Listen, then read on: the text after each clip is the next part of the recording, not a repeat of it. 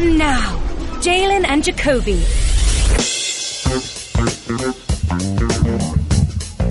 He is Jalen Anthony Rose. What up, dope?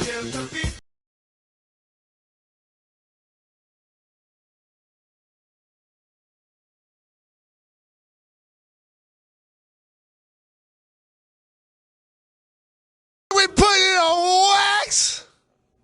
We're Jalen and Jacoby. What do? We give the people what they want. Jalen Rose, what will you be doing this evening, right around 6:45? I will be with my partner in crime, David Jacoby, at the Barclays Center tonight. The Nets on the floor will be playing the Utah Jazz. Kyrie Irving has returned. The Jazz have been playing terrific. I'm glad you get a chance to see Bogdanovich up close and personal. I get a chance to see my body style, Joe Ingles, up close and personal. But more importantly, we gonna be there to give the people what they want, starting at 6:45 p.m. Joe Burrow got what he wanted. Ed Ogeron got what he wanted. And our guy Marcus Spears got what he wanted. The LSU Tigers, Louisiana State University Tigers, are now undefeated, 15-0 national champions. And we start with that man throwing the ball, Joe Burrow. After a little bit of a slow start for the LSU offense, Burrow was just putting the ball exactly where it needed to be, making NFL throw after NFL throw and doing it with his legs. Jalen Rose, what did you think of the future number one pick in the NFL draft performance? They got to remix a Mobb Deep record. Joe Burrow, keep it thorough. That's what I was thinking watching the game. He went crazy, Jacoby, this entire season. Only the 9th guy to win the Heisman Trophy and the national championship. They were consistently beating the top teams in collegiate football, beat 7 of the top 10 AP ranked squads on the year. Tough schedule, continue to produce. He's been awesome the entire year. One of the best quarterbacking seasons I recall watching with my two eyes. It really is. More touchdowns than anyone in the FBS era. And he had 463 yards in this one. And he was responsible for 6 touchdowns, 5 through the air, 1 on the ground. It seemed like whenever they needed to play, Burrow was there to make it. But on the other side of the ball, after watching Trevor Lawrence in the national championship game last year, he was almost perfect, just tearing apart that Alabama defense. And you were thinking to yourself, wow, this is next year's Heisman Trophy winner. This is the future of the NFL. He didn't look great yesterday, especially he kind of came out of the gate hot, but that Clemson offense had trouble, and Trevor Lawrence himself just never seemed comfortable. He wasn't necessarily pressured, but throws like that just kept happening over his receivers. Jalen Rose, what do you think about this sort of head-scratching performance from Trevor Lawrence? I want to tell you a secret, Jacoby, and this is only between you and I. This is only between us. Okay. Trevor Lawrence didn't have an outstanding year, not just in the national championship game. There were some times earlier in the year where he actually was struggling to the point where Dabo had to come out and defend him, and the defense was that they're still winning. And so for him to get his first L in the national championship game, it kind of highlighted how he been playing the entire year. They gave out a Heisman Trophy this year. Was he invited to that ceremony? I don't think he made the trip. And that says a lot when you're going on your second straight year of being undefeated, when you've shown the world that you have the potential to be a number 1 overall quarterback when you come out of school. Of course, you want to give LSU's defense a lot of credit, but 13 overthrows is more than he's ever had in the game. And that says a lot because he is a great talent. I mean, there are the numbers and there is the eye test. And it just sort of seemed like he wasn't comfortable. Like, I don't know if it was the LSU secondary. We have to give them credit. My guy, Jacoby Stevens. Jacoby Stevens was out there to put people on the ground. And Fulton on one side, and they have Queen in the middle. Like, they did a really good job sort of defending those Clemson receivers, not letting them get off. But it did seem like Trevor Lawrence just wasn't comfortable. And on the biggest stage, I did like the poise he showed after. He was like, you know what? we're not champions. We had a great season, and he's required to come back. So if he were to win 2 straight national titles and then come back for a third year, I don't think he'll be as hungry as he will be this year. I think Clemson is going to win next year just based on Trevor Lawrence's performance. What do you think? I'm not mad at your confidence in how he's going to respond as an individual, how they're going to respond as a team. Dabo's done a terrific job turning this into an elite program, but you got to get stops at some point. And even when they play well, for example, against Alabama, I still look down and they was giving up 40-plus points. So you need their defense. You hear that noise? Yeah. That's Chase still running up the sideline. He's still running. He's still running, Jacoby. Like, at some point, we can put it all, talk about Lawrence. And by the way, Etienne was really the heartbeat of their offense all year. But at some point, their defense got to step up and be elite as well. Well, there's one defender on this one play. I feel bad for him. It's Tanner Muse. He's number 19. Keep an eye on Clemson defender number 19 as this ball goes down the right sideline. Watch number 19. He's in the screen, and then he just falls over when Jefferson makes a quick stop. Jalen, now I would not be able to do that, but it's got to be a little embarrassing when you fall over on your back without touching the offender in the national championship game. Do you think Jefferson put him in the reverse Muse cage? What do you think about that one? The Muse cage. I love you like it. that I love one? it. What a reference. There are 17 people that got that reference that are absolutely with us and loving it. If you didn't, just Google the term Muse cage. Now, you talk about the Clemson defense, and there was one play that impacted Clemson's defense a lot. It was a crucial part of the game, and it was their linebacker, Skalski, was all over the place, making Joe Burrow uncomfortable, hitting Joe Burrow at the end of the half, and also making plays out in the field in coverage. But this play here didn't look like much in live action, but when you slow it down, certainly hits him with the crown of the helmet. That is technically by the rule book targeting and a personal foul. Also by the rule book means he should be ejected from the game. I felt this was too harsh of a penalty for a play like that. What do you think about this rule and that hit and him not being able to participate in the rest of the game? So I'm going to speak clearly into this microphone. Not only do I dislike the call, I absolutely hate it for a number of reasons. Number one, the launch point of the receiver changes. One of your teammates hit him. You launched to hit him. You weren't initially planning on hitting him with your helmet. That's number one. The game is just too fast. Number two, for me, if it's not something that's premeditated, it shouldn't be something that could get you immediately ejected from the game. These games are so very important. Players get to play so few in the overall picture and make a big-time impact, especially on a stage like this. You have to show some sort of judgment when you the officials. You can't handle all calls equally because they're not. So I am not a fan to him getting ejected at all. The idea that this young man had to watch the rest of the game and a crucial part of the game from the locker room is it's fundamentally unfair. But you know what? I don't just point out the problems. I also have a fix. If you get called for targeting and it's a personal foul, you're not ejected for the game. You have to sit down for the rest of that possession. For the rest of the possession, you are not allowed to play. But once the possession changes, you are back on the field just like you were in the beginning of the game. Jalen, obviously, the LSU Tigers came away with the win. And in his press conference, Coach Ull told Joe Burrow to take it easy on that cigar. Joe Burrow did not listen to his head coach. Here we have Joe Burrow in the bowels of the famed Superdome in New Orleans, just puffing away on a cigar. Jalen Rose, me and you, we have a lot of things in common, a lot of things that are different between us, but one thing we do have in common is we both hate cigars. He's not even enjoying that. You know what? I actually sat back and thought about why I didn't win the big game. And then sometimes it's like, well, you did, go against some of the all-time greats in college and the pros. Facts. And then I made it a little more cut and dry.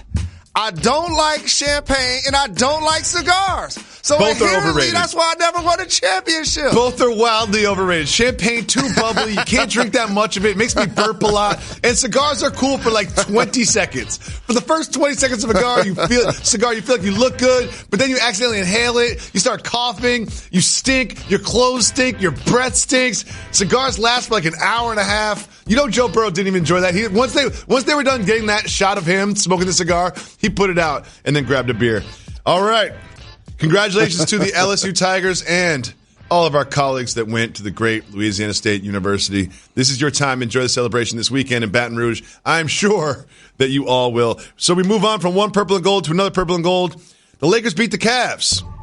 LeBron scored an efficient 31 points, going 12-16 from the field, had 8 assists. But I want to ask you about a gentleman by the name of Dwight Howard. Dwight Howard has been an absolute revelation all year long. He had 21 points in this one, 15 rebounds, and he even hit a 3-point shot. Jalen, how are they getting this performance from Dwight Howard? So the beauty of longevity is that it gives you a chance to rewrite history and or reinvent yourself in a lot of ways. I'm seeing this with Carmelo Anthony. Had he unceremoniously been out of the league after 10 games in Houston for a season, the public will look at him different, the media will look at him different, and even his colleagues will look at him different. Same thing that's happened for Dwight Howard, who was on multiple teams these last handful of seasons, and uniquely, he was always called to be either the best player or the second best player. Then all of a sudden, you get to Washington and you're not really playing, you deal with some injury issues, you were called to be the third best player. Now, this guy's a future Hall of Famer. Has been Defensive Player of the Year, has led a team to the finals, has won rebounding titles. And you could tell from the neck up, he wasn't making those adjustments in Houston. He wasn't making them in LA. And so now, at this point of his career, it's like, wait a minute, my contract is non-guaranteed? Like Melo, my contract is non-guaranteed? And I'm a future Hall of Famer? Oh, I got a chance to reinvent myself on the big stage. Run, jump, dunk, block shots, give effort. These are things that many critics wanted him to do all of the time. Instead of trying to get post-ups, he's doing it now on a big stage, on a great team. He's putting himself in position to get a championship.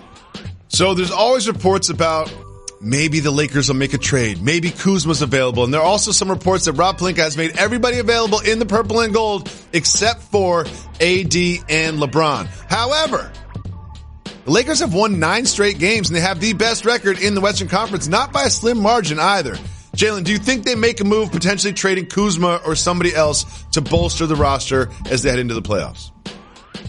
I wouldn't be surprised if they would. I do, because they have a championship aspiration, and I appreciate the parity that's actually happening in the league because there isn't a quote-unquote super team, and I deem a super team is one with at least 3 all-NBA performers at the same time. And so for the Lakers, they see they need more shooting on the perimeter, from 3 in particular, better people that can make free throws late in games, because that's not going to change with LeBron struggling and D12 struggling from the line, and Rondo has had his issues at points of his career from the line as well. But also some people that can give you offense off the dribble. When I'm watching the Lakers play, the only person creating shots for everybody is LeBron James. Now that's great in the regular season that he's leading the league in assists and he is dominant. And you want the basketball in LeBron's hands. But in the playoffs, as the game slows down, you can either run and take the ball out of his hands, and then now all of a sudden, who's going to make plays off the dribble? And lastly, Jamal Crawford's available. I don't know if y'all wait until y'all do a trade. I don't know if y'all waiting to see what's going to happen with Andre Iguodala, but it just baffles me a team like the Lakers have not picked up Jamal Crawford just yet. We thank you so much for tuning in, but if you are someone who listens to the podcast every day or watch the show every once in a while, sometimes news to everyone else, to you, is broken news. To everyone else, it's breaking news. To Jalen and Jacoby listeners, it's broken news. All season long when we talk about the Thunder and the surprising way that they've managed to win games without Russell Westbrook and without Paul George, we talk about Shai Gilgeous-Alexander.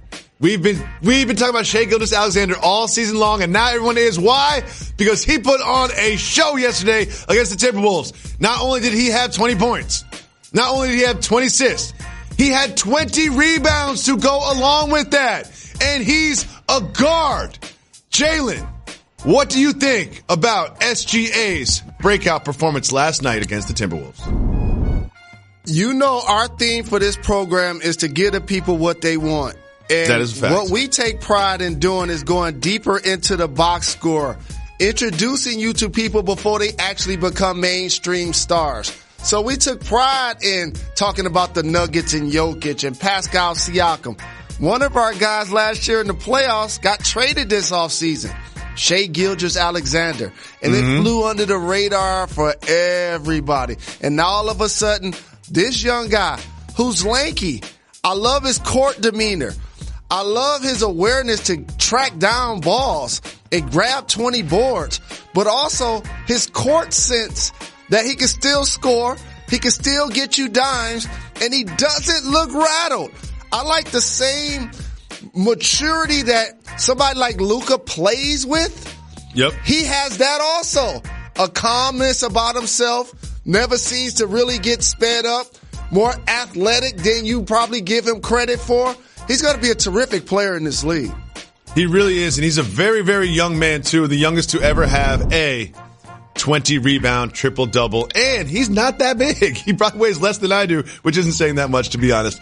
Okay, do you remember the Pelicans had that really, really slow start? The Pelicans started out way below expectations, but recently, if you're not paying attention, they've been winning basketball games. The latest was against the Pistons, so it doesn't really count, but they did get a nice contribution from Lonzo Ball with 17, 12, and 9. And remember that guy, Jahlil Okafor, 25 and 14 from someone who was a little bit of a castaway from the 76ers. Jalen, the Pelicans are winning basketball games. Do you think they can make a run and get themselves out of the lottery this season? Potentially, and that all is going to hinge on what happens with Zion Williamson. But for that basketball game to be taking place in Detroit, Michigan, I have to always acknowledge the score of the game and the game of life. There are a lot of players and businesses that come through my hometown that don't find the time, energy, or the passion to give back. Shout to Andre Drummond for being a consistent contributor and supporter of JRLA. With that being said, you said the key to the Pelicans on floor right now.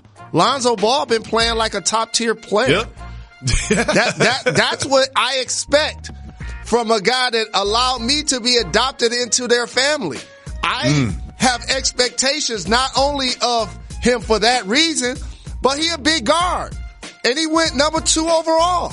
I expect this. I'm happy to see him. And how many times did I come on this show and defend Jahlil Okafor when I felt like the Sixers unceremoniously benched him? For years and years and years. For years. And shout to Alvin Gentry for taking these reclamation projects and turning these guys into confident NBA performers. Now I need to see some consistency like I've seen from Brandon Ingram. Well, Lonzo Ball is expecting Zion Williamson to come back. How do I know that? Because he threw this alley-oop. Just take a look at this errant pass from Lonzo, who had 9 assists. Could have had 10 if this one looked a little bit better and got himself a triple-double. He's just waiting for Zion.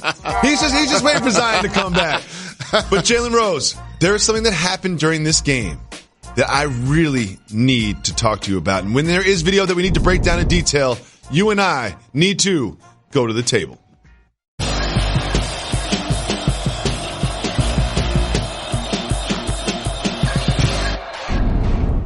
Jalen, just watch this tape and you talk me through it. You give me the play-by-play on what you see on the screen because it is some of the most fascinating tape I've ever seen from an NBA game in my life. That is Zion Williamson, number 1 pick of the draft. What's he doing?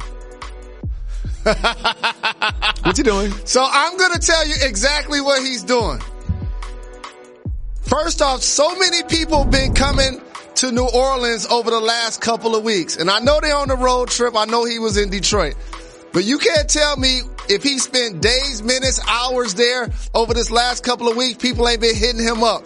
Somewhere to crash. Can he get tickets? Can he hook them up with where to go to eat at? Can he help them out with hotels? Blowing up his phone. And here's the other thing, Jacoby. He recovering from an injury. And that rehab is tough.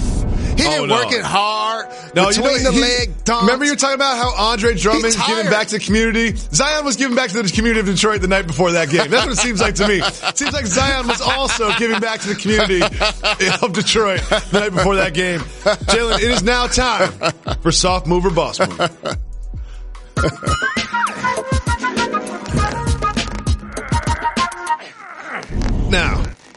The singer and songwriter Neo is not the household name that Michael Jackson is or some of the other bigger musicians that you hear about, but he's got some hits. He's got a track list, and he's written some songs that you know by heart that you don't even know he had any part of. So big shout to Neo. But the question is this. Neo recently revealed that while in the bedroom situation, he will listen to his own music.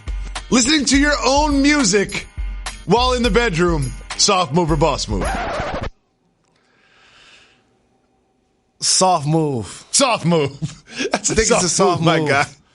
I was trying in my mind to figure, and here's the other thing. I also think that this is hyperbole. I don't necessarily believe that this is actually true.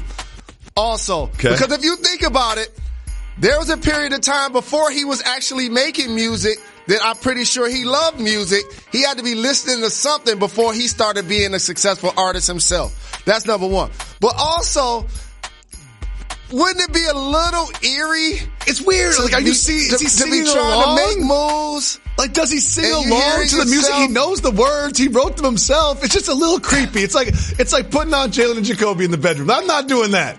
I'm not doing that. I'm not doing that. That's not going to happen. That's not going to happen. No, Jalen. No. You're a new celebrity. Let me introduce you to how this fame thing works. Jalen. So, Neo is probably listening to his own music for people who don't really necessarily know who he is. They're probably not fans. So he's probably trying to win them over. Like, hey, check out what I've written. You know, listen to some of the things that I've accomplished. Look at my plaques on the wall. Hold on. Same thing with Jalen and Jacoby. Hold on. If you I don't want to get Neo in trouble. I love Neo's music. I don't want to get him in trouble. He's married. Neo's married. I don't want to get him in trouble. Jalen, because of the big National College Football Championship last night on ESPN, they were promoting it all day long, which meant Jalen and Jacoby was not on the network, which means we never got a chance to talk about the 4 big divisional round games in the NFL, which we will do so right now. It is time for News to Me.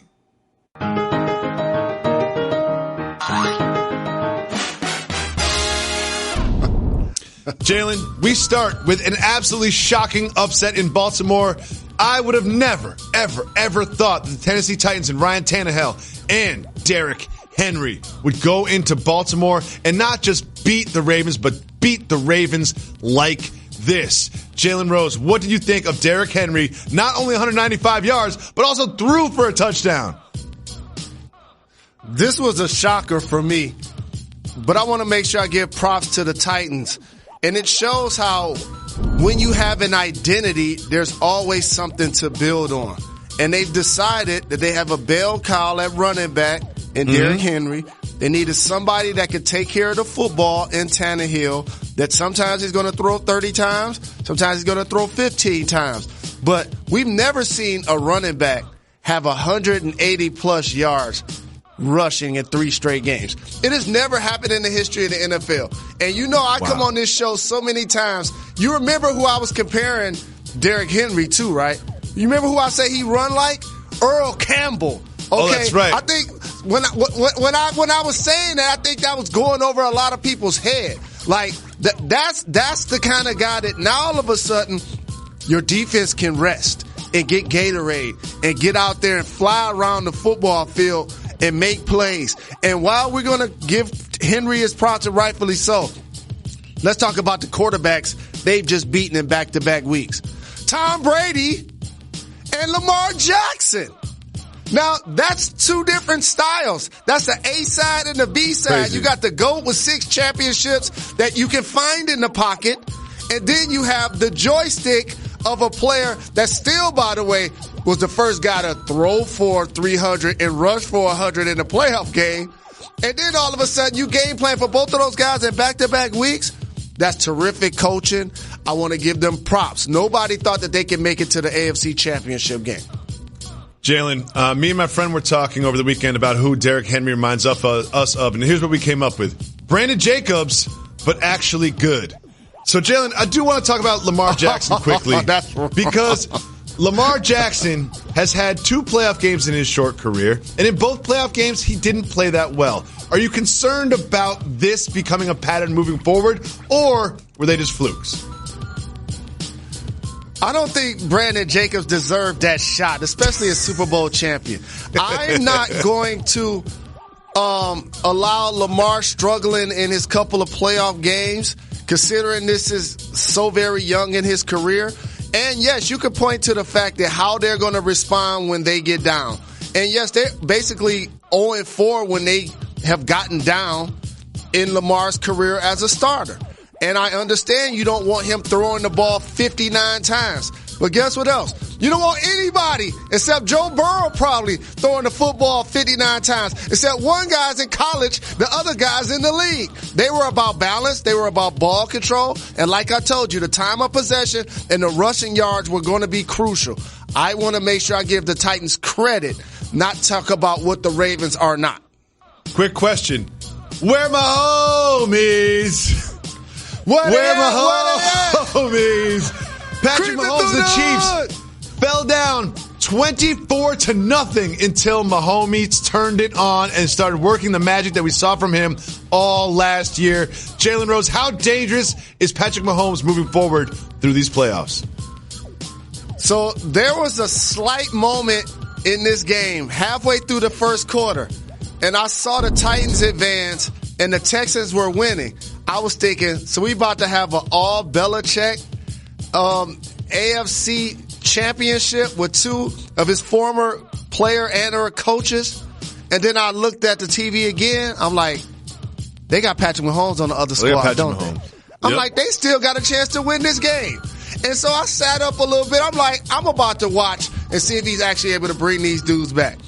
And then Bill O'Brien inserted himself into the proceedings. Yo, when you guys are driving and you got a chance to go for it on 4th and 1 with Deshaun, don't say you didn't have a play. And let me tell you why. You guys went for it 12 times on 4th and 1. That's more times than any team in the league, Jacoby. If you ain't got to play, ain't nobody got to play. And plus you got numbers with Deshaun, a dual threat quarterback. You got to go for it, number 1.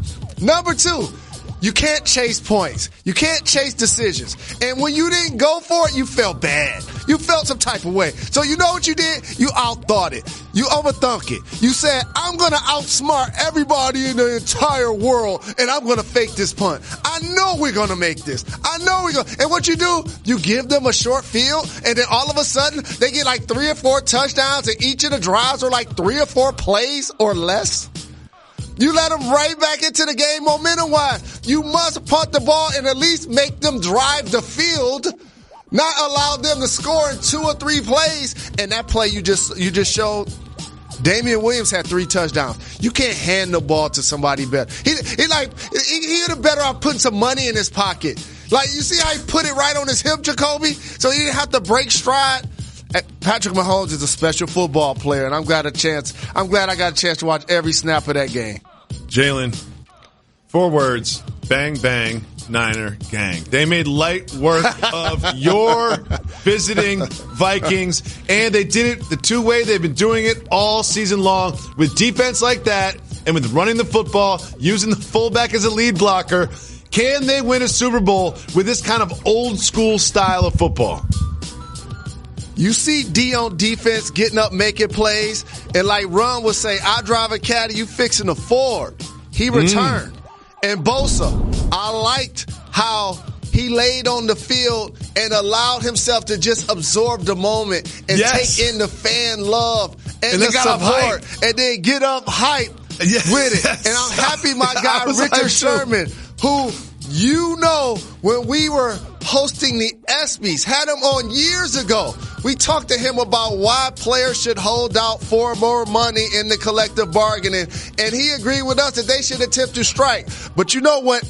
People went under the radar. The San Francisco 49ers signed him from Seattle.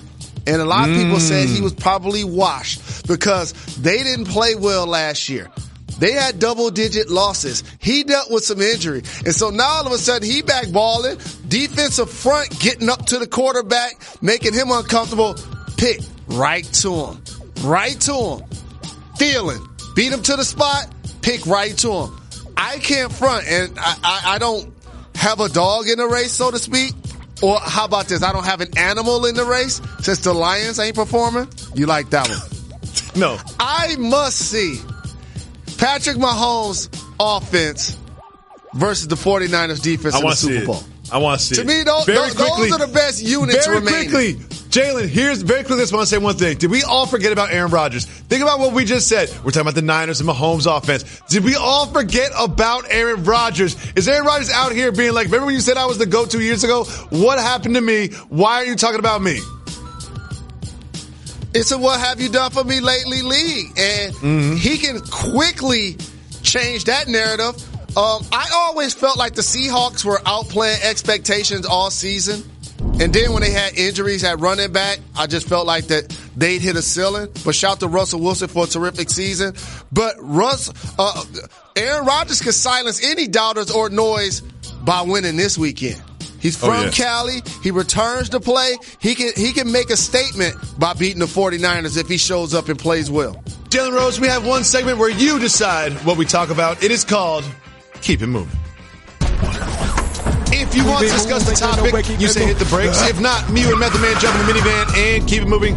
Are you ready, Mr. Rose? Let's get it. I have some bad news for Major League Baseball. Keep it moving or hit the brakes. Hit the brakes. In the wake of being suspended for 1 year apiece, Astros have fired manager A.J. Hinch and the general manager Jeff Lunau. Jalen, we still haven't heard about Alex Cora. How bad is this cheating scandal for baseball? This is really bad for baseball, and it also shows a distinction between the NFL and Major League Baseball, who, when they get allegations of sign stealing, they swiftly punish the perpetrator. While we're still waiting for the NFL to designate what they're going to do to the Patriots for recording the Bengals sideline. Alex Cora, who was on that staff, who's now the skipper of the Red Sox, is also going to likely face punishment. Now think about this. Both of those guys got suspended a year. The team lost the first and the second draft pick, and they got fined $5 million.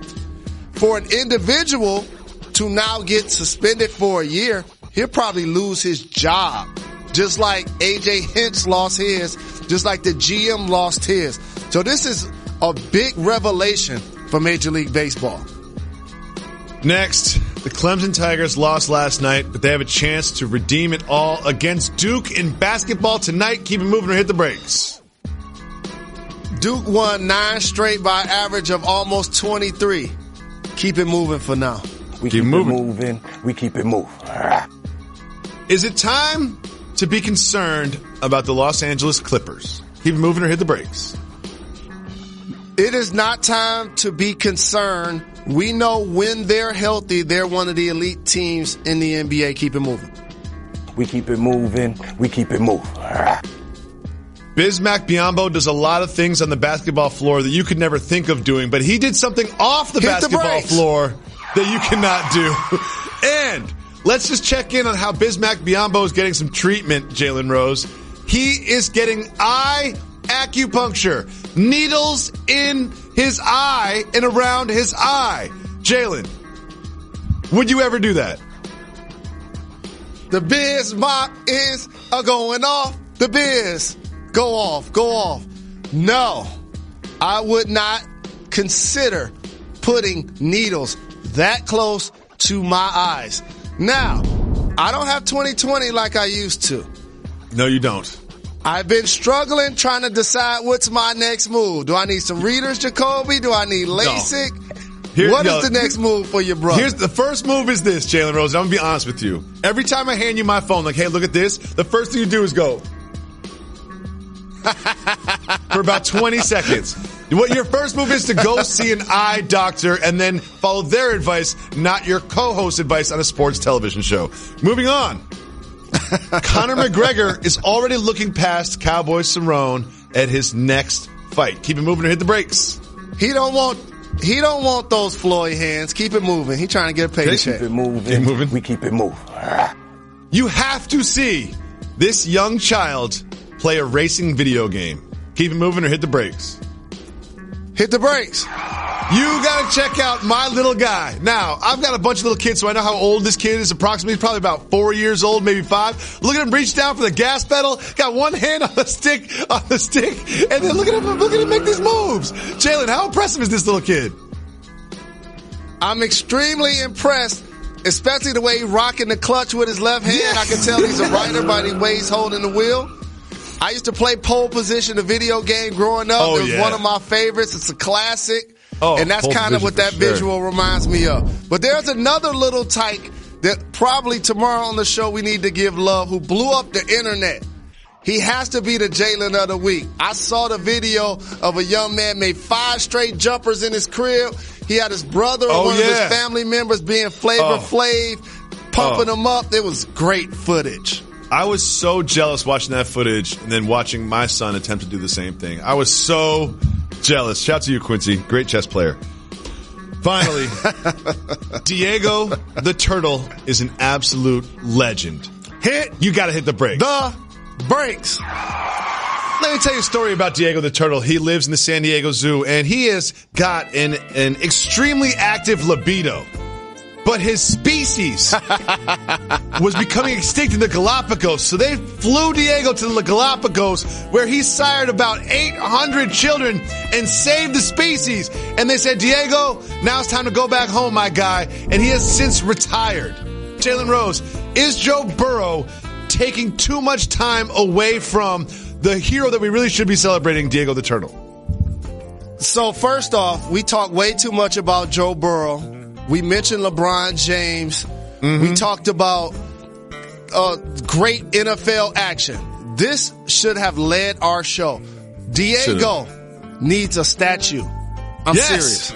Like Diego you know needs a statue. Procreation is important to Jalen and Jacoby. And to have someone like this, he needs to be immortalized for his contributions to our great society.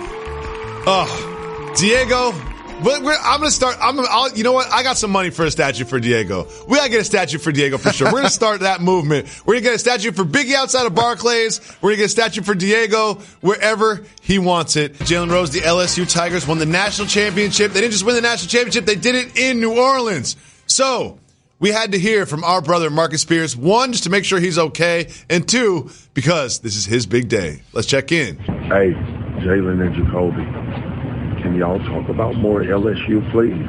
Actually, scrap the damn rundown and talk all LSU winning the Natty.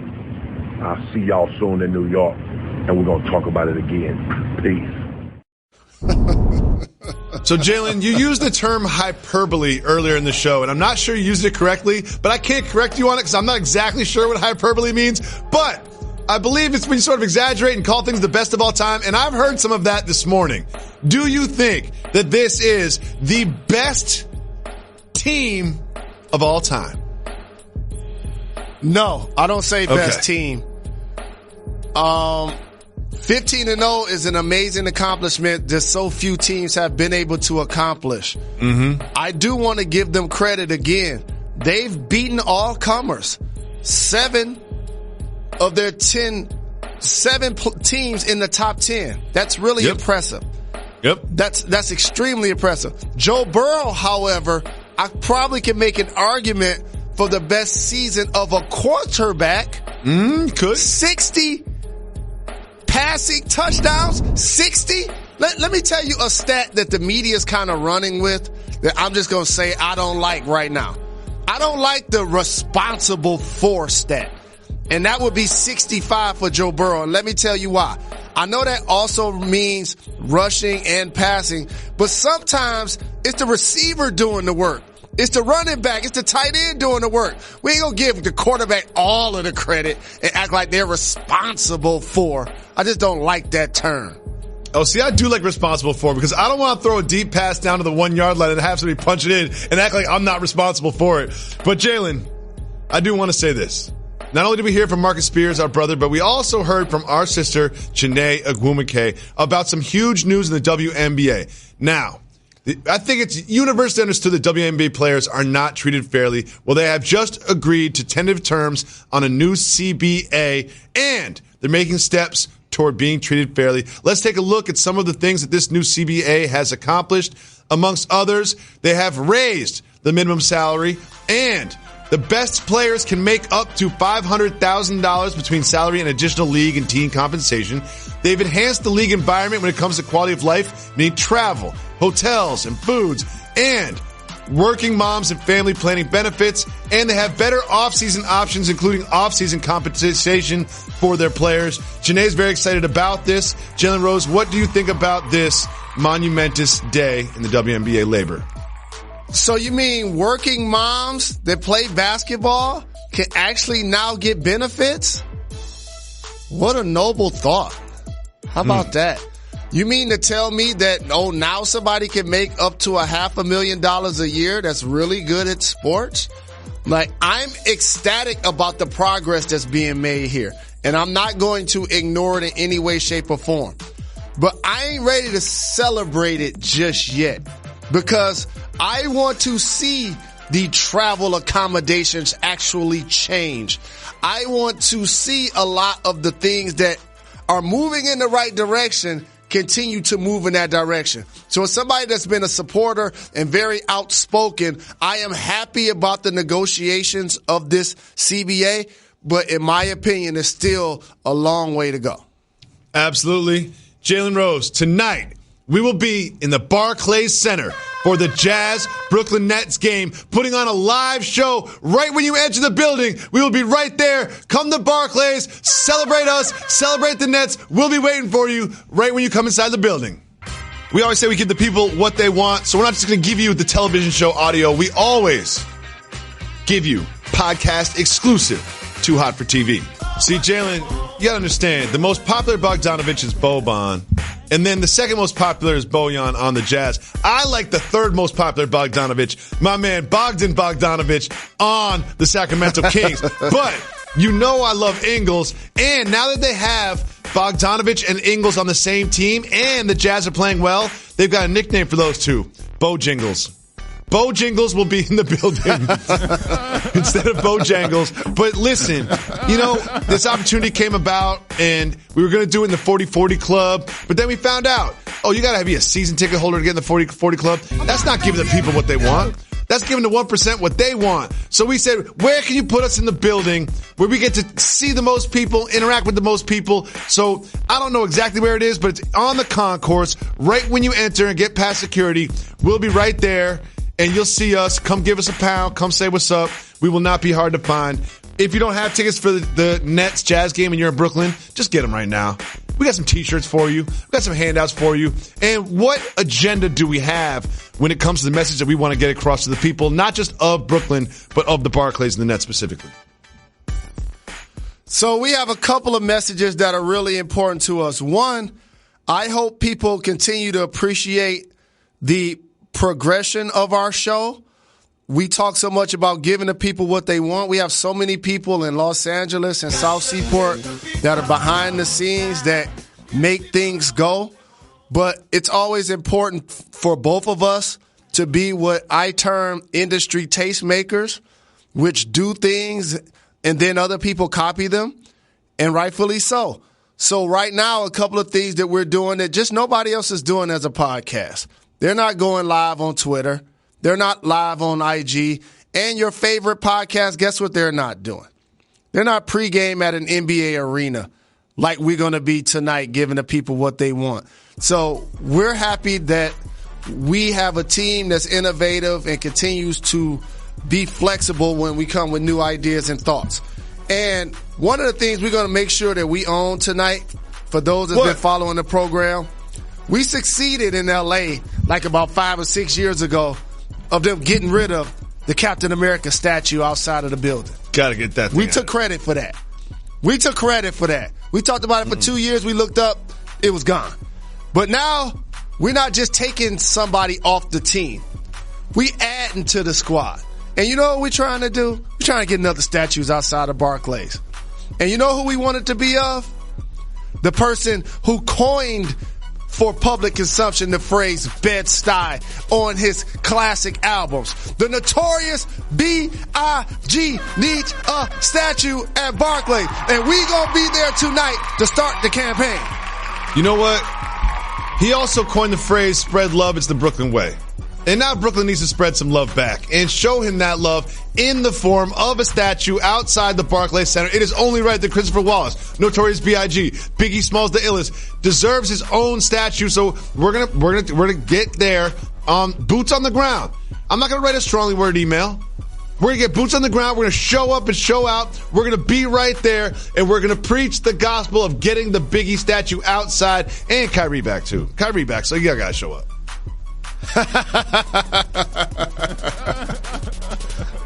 And we're power coupling it tonight, Jalen Rose. We're going to power couple it. I feel Absolutely. like Joey and Molly might leave us. They might leave us and go to like some nice restaurant in the neighborhood, though. That neighborhood's getting nice. They might watch us watch what goofballs we are and not want to be associated with us and then sneak off to a restaurant. That's always on the board. But here's one of the problems about them coming tonight. What's that? You ready? You ready? What's that? They don't watch or listen to our show. I know. Now, tonight, they will be there. We can't sell out. We still got to give the people what they want. Yo. So it's going to be a unique balance.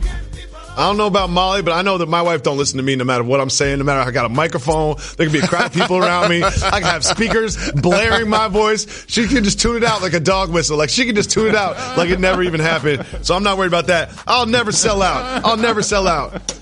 But Jalen, that just means the after party is going to be shorter. That's all. That's what it really means. It just cuts into the after party time. But you know what? And pregame. Sometimes you just got to make sacrifices. Sometimes you just got to make sacrifices for the women in your life that make everything happen. So if you are going to be at Barclays, make sure you come through, come over to us, say what's up. We always appreciate you and giving the people what they want. And we'll be back tomorrow with another pod. Why is that, Jalen Rose? We're not done. We're not